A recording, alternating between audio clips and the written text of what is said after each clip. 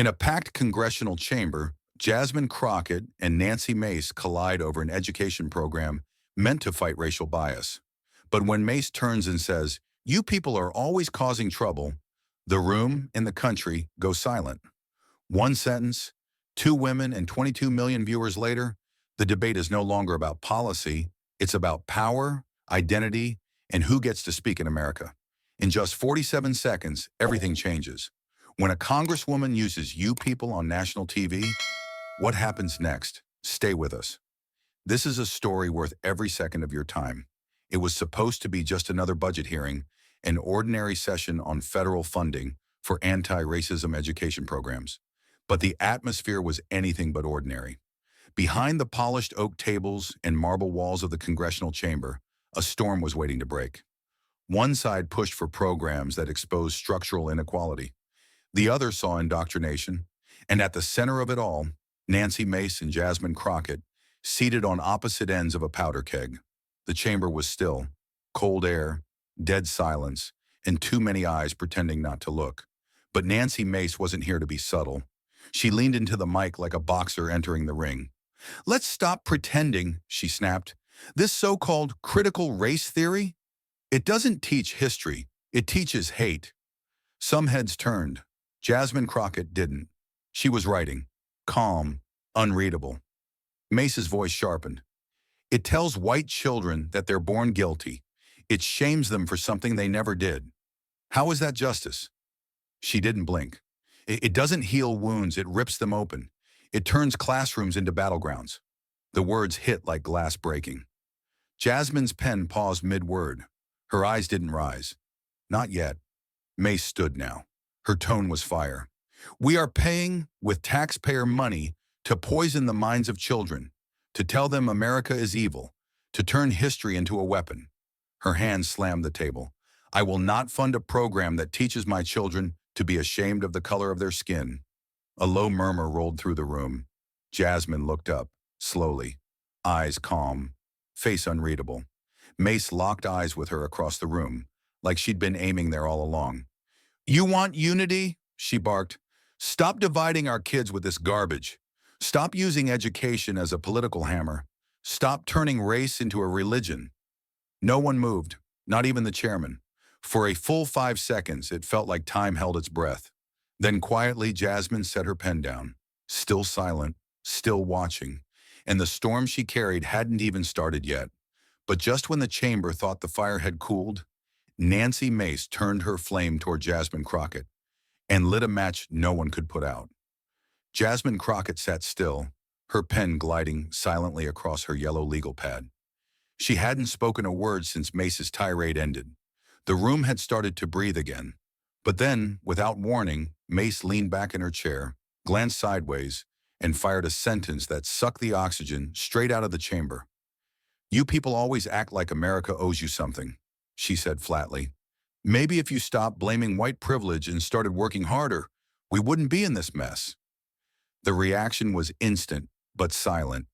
A pen slipped from someone's hand and clacked on the floor. One staffer looked up, eyes wide, lips parted. Another shuffled their papers too quickly, the sound breaking like static in a church. But all attention snapped to Jasmine, still motionless, still staring at the words she had just written. Then slowly, she looked up. Her eyes were cold, not angry, not shocked, just cold. "I'm sorry, what did you just say?" Jasmine's voice was calm, deadly calm. "Did you really just say, 'you people'?" She didn't blink. She didn't raise her voice. She didn't have to. The silence in the room sharpened like a blade, cutting through suits, titles, and decades of polished denial. All the noise from earlier, the politics, the yelling, felt like background static now. This was something else entirely. Nancy Mace didn't flinch. She shrugged, arrogant and unbothered. "Yes," she replied. "You people are always causing trouble, stirring the pot, playing the victim." Her voice was casual, almost smug, as if she'd rehearsed the line for applause. But there was no applause. Just a sinking tension, like the floor beneath the chamber was starting to crack. And this time, nobody was laughing. Not even on her side of the aisle. A rustle of papers echoed from the back row. A chair creaked. One aide gasped quietly, then looked down like they'd just witnessed something they weren't allowed to see.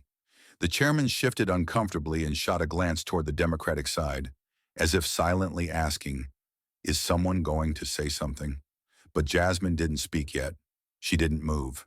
She just stared, composed, unreadable, still. She didn't need to shout to be dangerous. She only needed to wait.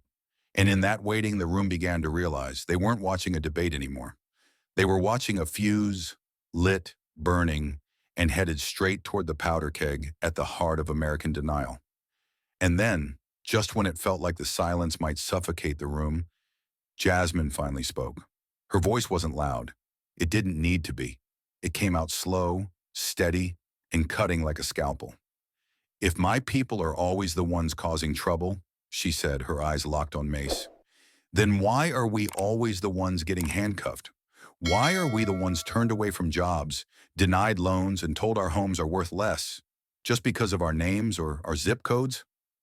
No anger, no shaking, just the raw, dangerous calm of someone who had heard it all before and decided to stop letting it slide. Nancy Mace didn't answer. Not right away. For the first time, her mouth tightened into silence. Her eyes broke contact. The room around them fell completely still.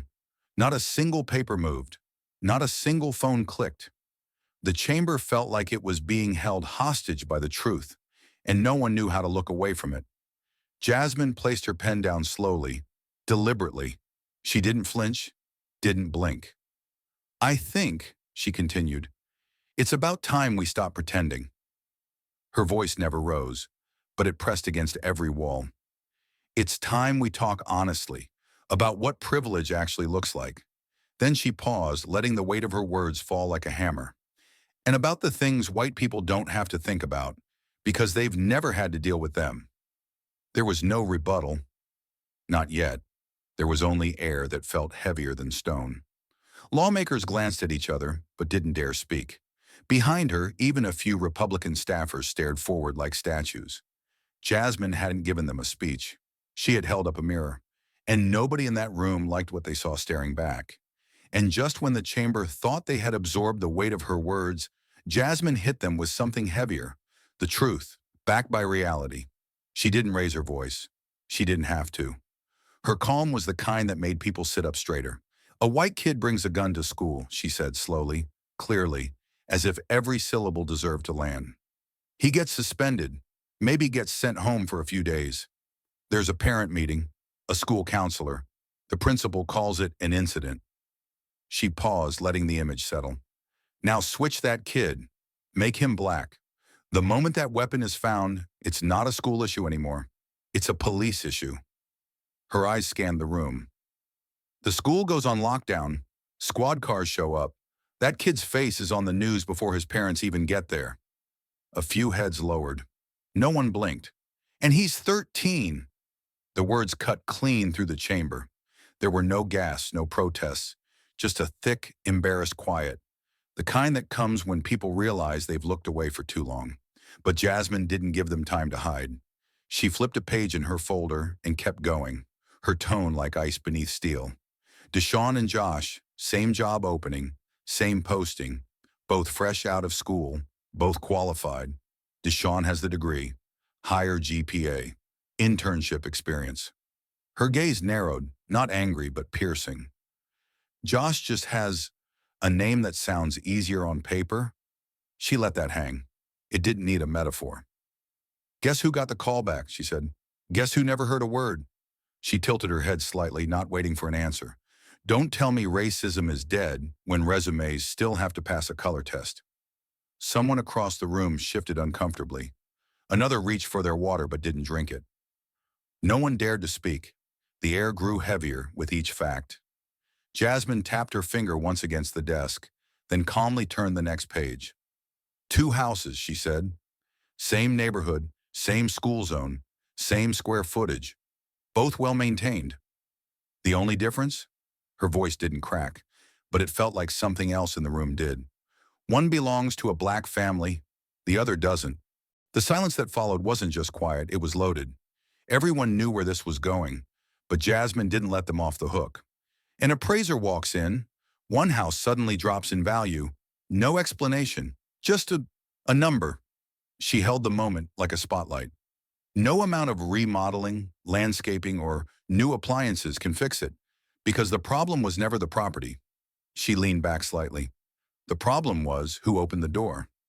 A low, involuntary noise came from someone in the back row, like a gasp they didn't mean to let out. And still, Jasmine hadn't broken her composure. She wasn't performing, she was prosecuting. Then she looked up, not just at Mace, but at every lawmaker in the room. Her voice softened, but the edge in it grew sharper. "You want to know what privilege is?" she said. "Privilege is when you get to believe it doesn't exist, because it's never been used against you." The line didn't echo. It landed, hard, a full-body blow to a room full of people who suddenly had nowhere to hide. No one interrupted. No one tried to rebut. There were no rules to break, because Jasmine wasn't speaking as a politician. She was speaking as the evidence. But just as Jasmine's words began to hit too close to home, Nancy Mace made her move. Mace suddenly leaned forward, cutting through the silence like a blade. "That's not what she started, her voice rising, her finger twitching toward the mic. But before she could finish the sentence, the chairman's gavel came down, sharp, final, echoing like a warning shot. Bang! All eyes turned. "You'll have your chance to respond, Congresswoman Mace," the chairman said firmly, not looking at her. "Right now, this is Representative Crockett's time." Mace sank back, lips pressed tight, nostrils flaring. She tried to smile, but it came off brittle, defensive, like someone who had just lost control of the room and knew it. Jasmine didn't even glance her way. She was already looking down at her folder again, flipping calmly to the next page like she hadn't been interrupted at all. The tension in the room didn't ease. It just shifted. It was no longer about who could speak louder. It was about who could speak truth. And Jasmine Crockett owned the floor. With the chamber silent and the last line still lingering in the air, Jasmine didn't back off. She doubled down, and this time, she brought the receipts. She didn't reach for her binder with flair. There was no drama in her movement, just intention. Jasmine slid the thick stack of reports across the table like a detective handing over evidence. Her fingertips stopped on a marked section. She looked down once, then raised her eyes to the room. "Let's stop arguing feelings," she said. "Let's talk about facts." She opened to a tab titled Use of Force. The table in front of her had nothing but a page and a statistic. Her voice stayed calm, but each word struck like a gavel. Unarmed black suspects are 2.5 times more likely to be shot and killed by police than unarmed white suspects. The words hit like cold steel. She didn't blink. "That's not my opinion. That's federal data. This is your system saying it out loud." A few lawmakers shifted in their chairs. One staffer typed something, then stopped midway. Across the chamber, Mace's posture stiffened. Jasmine noticed but didn't stop. She flipped the page with clinical precision.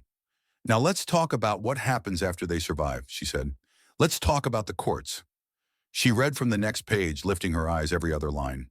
"When the charge is drugs and the evidence is the same, and the quantity is the same, black and brown defendants still receive sentences that are, on average, 30% longer than white defendants." She let the silence grow teeth. Not harsher because of the crime, harsher because of the color. The air felt tighter now. The numbers weren't complicated. They were damning. She looked directly at the Republican bench. "So let's stop pretending the system is broken. It's not broken. It's working exactly the way it was designed to work. It's not random. It's targeted." Her voice didn't rise, but her words hit harder than any shout. "And if you can't see that, it's because you've never had to sit on the side that bleeds." Jasmine placed both hands flat on the table.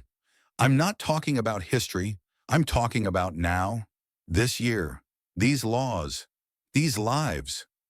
She leaned forward slightly, but her tone remained steady. "This isn't about feelings. This is about math, about numbers that don't lie even when people do." Then she said it, slowly, deliberately, so that no one in the room could pretend they didn't hear it. "White privilege," she said, looking straight ahead, "isn't about the freedom to do wrong." She paused. Her eyes narrowed. "It's about how many times you're forgiven when you do. The room didn't breathe. No hands moved, no mouths opened. Every folder suddenly felt too loud. Every cough held. Because Jasmine hadn't offered opinion. She had offered proof. Cold, brutal, and undeniable. She hadn't described inequality. She had proven it. And now everyone had to sit with it. Not tomorrow. Not after lunch. Now Jasmine's words didn't end in the chamber. They exploded far beyond it. The clip hit the internet like a lightning strike. Within hours, it wasn't just being shared, it was being studied. Not for drama, not for outrage, but for clarity. Jasmine hadn't shouted. She hadn't raged. She had spoken like someone who was done explaining, and that calm hit harder than anything else. The line that went viral wasn't a slogan. It was the one that made people sit up and ask themselves, why does this sound so familiar? And why haven't I seen it before? In Kansas, a high school teacher sat alone in his empty classroom, watching the clip play on repeat. He'd taught U.S. history for 15 years. He thought he'd seen it all. But something about Jasmine's tone, so factual, so personal, made him pause. The next morning, he erased his unit plan on the civil rights movement. In its place, he wrote, "Systemic disparities, then and now, let's talk." His students weren't ready, but maybe that's the point. No one ever is. Down in Georgia, a 13-year-old girl sat on the living room floor, knees pulled to her chest, eyes fixed on the screen. She didn't flinch when Jasmine said, "You people." She understood what it meant, even if she hadn't heard it like that before. But when her mom walked in, she turned and asked, "If they call her that, what do they call me?" Her mother froze. There was no answer. Just the kind of silence that comes when a child finally sees the line adults have been tiptoeing around their whole lives. By midday, news anchors couldn't avoid it. Commentators scrambled to spin it, soften it, or explain it away. But they were too late. The truth was already out, raw and untouchable. It wasn't just a trending clip. It had become a national moment of reckoning. Because Jasmine hadn't gone viral for being loud. She'd gone viral for saying what too many people had never dared to say where power lives. Across the country, people who had never heard of her were now quoting her. Not because she was famous, but because she was right. Her voice had done what legislation rarely could. It cut through red tape, past the marble columns, and straight into kitchens, classrooms, and living rooms. It reminded America that some truths don't need permission to be spoken. They just need someone brave enough to say them out loud. But while the world reacted, one woman went silent, and that silence spoke louder than any defense ever could. Nancy Mace disappeared. Not literally, but in every way that mattered. No press conferences, no interviews, no carefully worded statement from a staffer. Reporters hounded her outside elevators, followed her down hallways, shouting over each other, "Do you regret saying you people? Do you stand by your words? Will you apologize?" But she kept her head down, jaw locked, mouth shut. And the longer she stayed quiet, the louder that silence became. For days, she ducked the spotlight. Her aides deflected. Her party colleagues gave her space. Too much space. And America noticed. Because in a world obsessed with spin, denial, and backpedaling, Mace didn't even try. She just vanished. And without a single word, she confirmed exactly what people feared. That she meant every syllable of what she said, and that she had nothing to say now that the cameras weren't in her favor. Meanwhile, Jasmine didn't say a word either, but for an entirely different reason. She didn't gloat. She didn't tweet. She didn't do victory laps on cable news. Instead, she posted a single black and white photo. No caption, no hashtags, just her standing at the witness table, facing forward, her shoulders square, her eyes locked on something beyond the frame. She wasn't smiling. She wasn't frowning. She wasn't broken. She was steel. The photo exploded. Within minutes, it was shared thousands of times. People printed it. Teachers put it on classroom walls. Activists made it their phone wallpaper. It became more than a picture. It became a symbol, a portrait of dignity under fire, of a woman who'd been insulted to her face in a room built on law and power, and didn't flinch. A woman who had turned centuries of disrespect into something unshakable, presence, and something shifted, slowly, deeply. Across the country, people began to realize Not every argument ends with a comeback. Some end with the look in a woman's eyes when she knows the truth is already out there. That's when it became clear. This wasn't just a political moment. It was a reckoning. And in that silence, people heard what denial could no longer hide. Sometimes, not answering is the answer. After everything, the hearing, the silence, the headlines, Jasmine didn't chase cameras or interviews. She went somewhere more important, back to Texas. It wasn't a political rally. No banners, no music, no teleprompters. Just a plain community hall in the south side of Houston with old folding chairs and the smell of floor polish still lingering from that morning's cleaning. People showed up quietly. No fanfare, no signs. Just that weight in the chest you carry when you've seen something you can't unsee. They came because Jasmine's words had shaken them, and now they needed to know if she meant them when the lights were off. She didn't wait behind a curtain. There was no podium.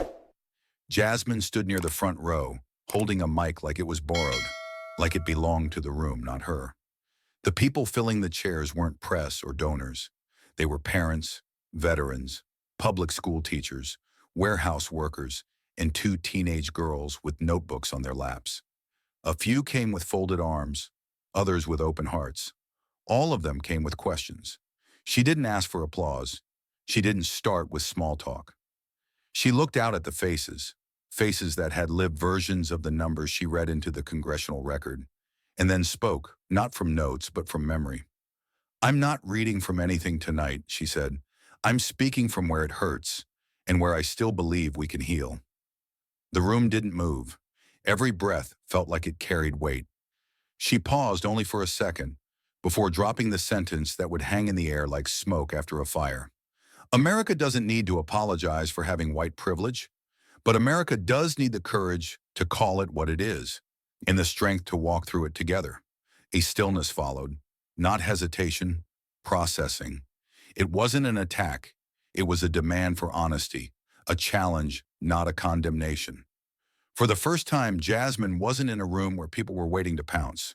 These weren't lawmakers in tailored suits. These were people who had been walking around with silent shame or silent denial, unsure of where they stood.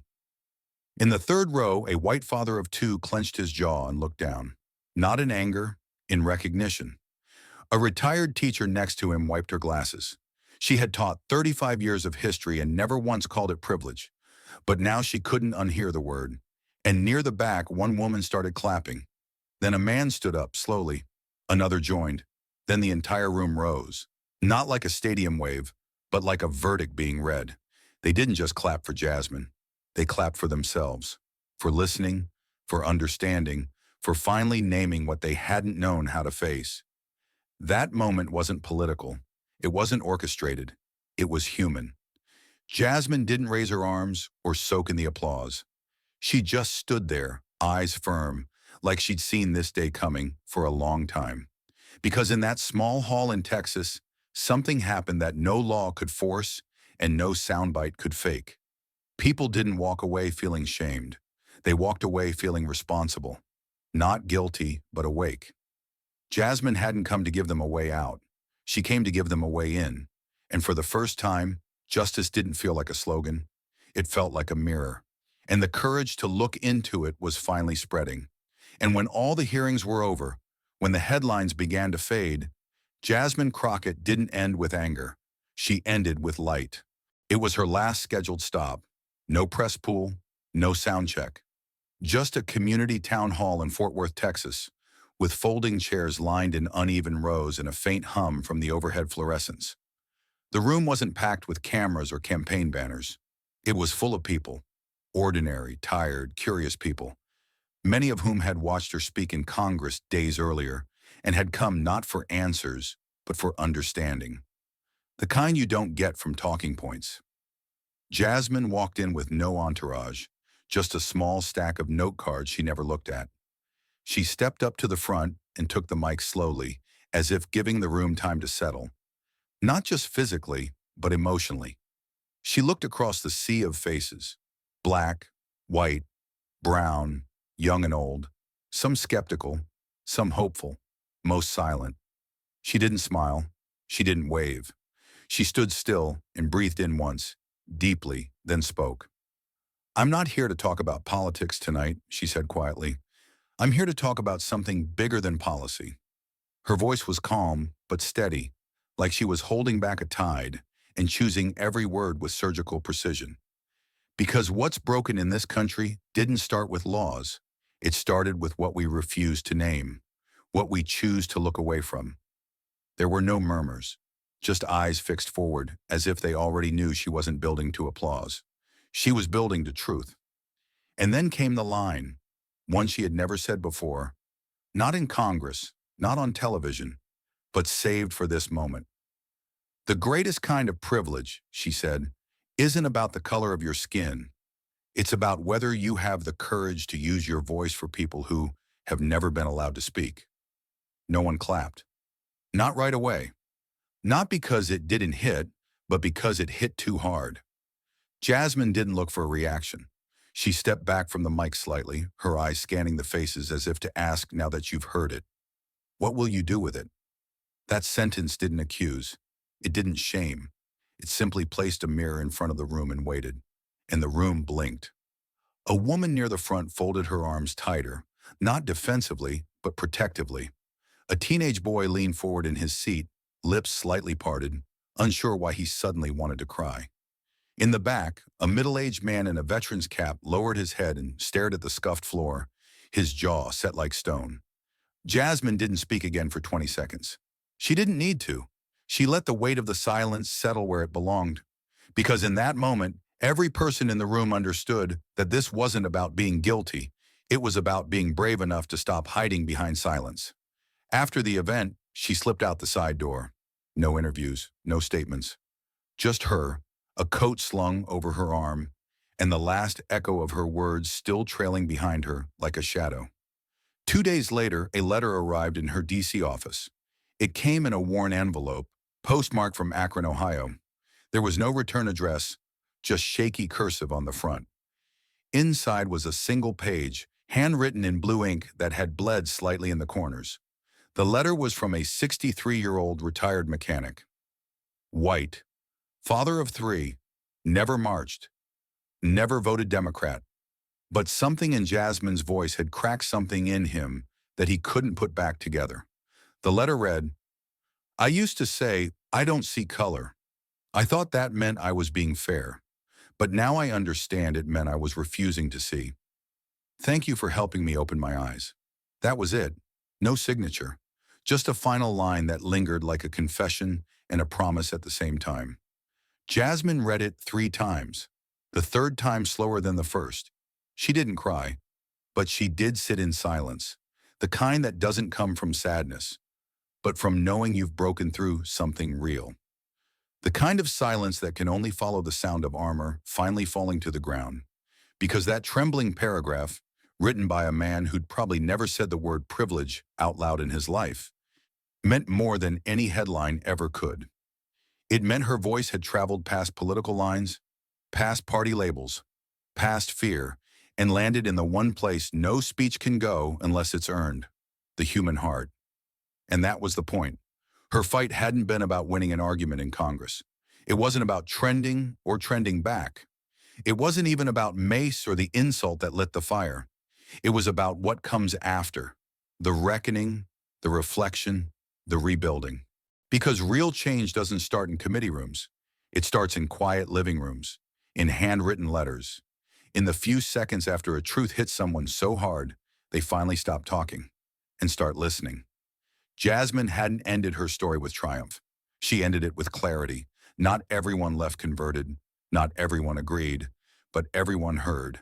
And in a world built to ignore, that's where transformation begins. The story didn't close on applause. It closed on a sentence. Human dignity means nothing unless it's shared. Not shouted, not legislated, shared. And in that final silence, Jasmine Crockett proved what power truly looks like. Not volume, not dominance, but the kind of truth that makes people choose to change. Not because they were forced, but because they finally wanted to.